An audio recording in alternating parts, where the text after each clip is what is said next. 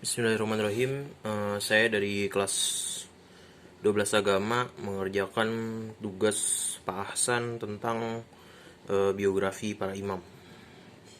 Yang pertama adalah Abu Abdullah Muhammad bin Ismail, atau biasa dikenal dengan Imam Bukhari. Abu Abdullah, karya terkenalnya beliau adalah Sahih Bukhari, semacam kitab hadis yang biasa dijadikan referensi orang-orang dalam menulis buku-buku keislaman, baik zaman dulu sampai zaman sekarang juga masih dipakai.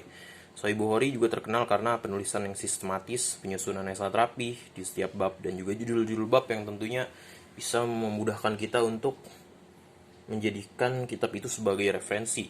Oleh karena itu, sampai sekarang juga masih bisa dipercaya dan juga masih bisa dipakai untuk menulis buku-buku. Begitu juga di setiap babnya, setiap hadisnya, bahkan hadis-hadis terkecil pun lengkap perincian perawinya yang merupakan kelebihan dari Muhammad bin Ismail. Ayahnya selalu menceritakan sosok Nabi Muhammad. Di waktu kecil, Imam Bukhari selalu diceritakan sosok Nabi Muhammad.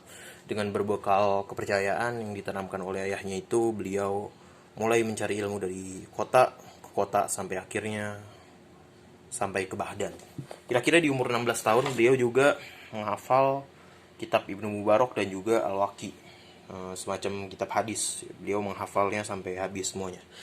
Pengaruh Muhammad bin Ismail di Baghdad.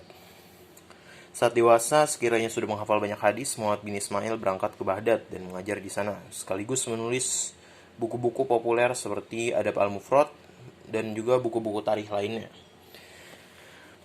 Di Baghdad, Muhammad bin Ismail termasuk orang yang mencolok dan juga menarik karena penampilan yang mencolok. Beliau juga dari luar Iran. Jadi orang-orang di Baghdad lebih mengenal dia dan juga mengetes dia tentunya. Setelah itu beliau juga dites dan sekitar 100 hadis diberikan.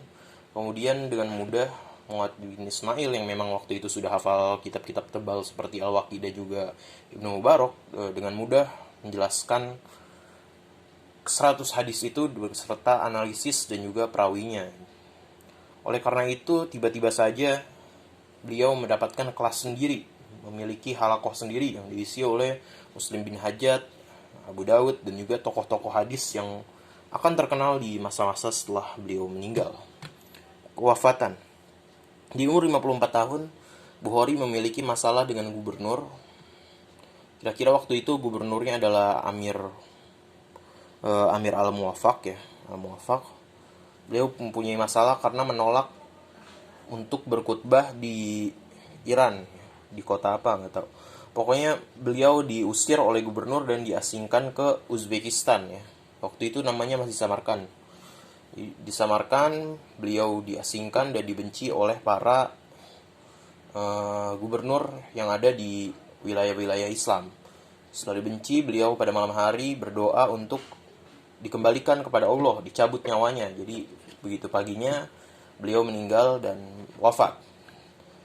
Meskipun dibenci oleh para petinggi, beberapa murid masih menemani Imam Bukhari hingga terakhir, hingga memandikan dan juga menguburkan beliau di Uzbekistan. Muslim bin Hajjaj. Seperti yang tadi dibilang, Muhammad bin Ismail juga mengajar Muslim bin Hajjaj dan juga Abu Dawud, yaitu teman sekelas ya, Abu Dawud dan Muslim bin Hajjaj. Muslim bin Hajjaj, kitab terkenalnya adalah Al-Jami atau Sahih Muslim ya. Ya, salah satu kitab yang paling terkenal di seluruh dunia Islam, masih dipakai sampai sekarang sebagai referensi-referensi untuk kitab-kitab modern.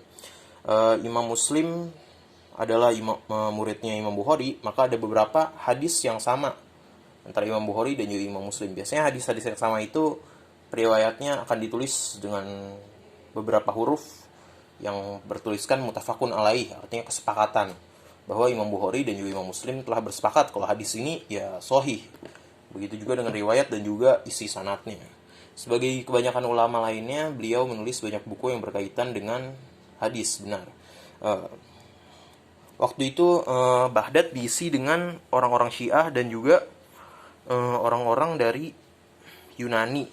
Jadi pengaruh-pengaruh kitab-kitab luar itu sangat keras sekali. Jadi ya memang sedang ada pemberontakan di Afrika waktu itu.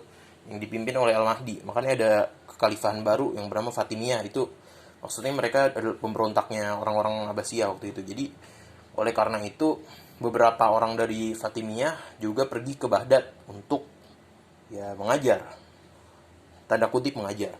Dan juga karena pengaruh Syiah yang keras itu, Imam Muslim pergi dari Baghdad untuk menyelamatkan diri, dan juga pergi ke Naisabur, masih di Iran ya.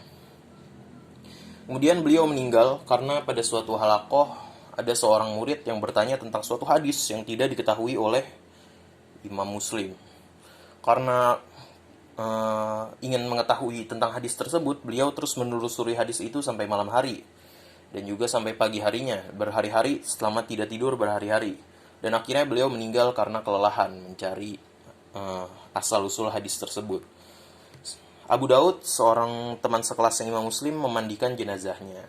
Selesai kewafatan Imam Muslim, Gubernur Al-Muwafaq yang tadi menyuruh Abu Daud untuk menetap di Basra. Abu Daud menerimanya dan juga mengajar di Basra, mengajar Tirmizi dan juga Nasai yang waktu itu masih adik kelasnya Abu Daud ya. Abu Daud juga meninggal dan meninggalkan beberapa catatan-catatan penting seperti Sunan Abu Daud yang sekarang juga masih dipakai. Sunan Abu Daud ini biasanya hadisnya punya kesesuaian dengan ayat-ayat di Al-Quran. Jadi yang nggak membahas secara universal banget seluruh aspek dibahas, lebih ke hadis-hadis yang ada hubungannya dengan Al-Quran, Abu Daud ini. Setelah itu beliau meninggal dan juga dimakamkan di Irak, seperti ulama-ulama lainnya. Sekian presentasi dari saya. Kira-kira seperti itulah biografi dan juga kewafatan dan juga cara hidup para imam-imam yang telah menulis buku-buku hadis. Mari kita berdoa agar untuk sebagai balas budi, karena dengan adanya kitab-kitab mereka, kitab-kitab modern yang lebih lengkap lah, yang bisa lebih kita mengerti, itu gak akan lahir kalau misalkan kitab-kitab mereka itu gak ada. Bismillahirrahmanirrahim.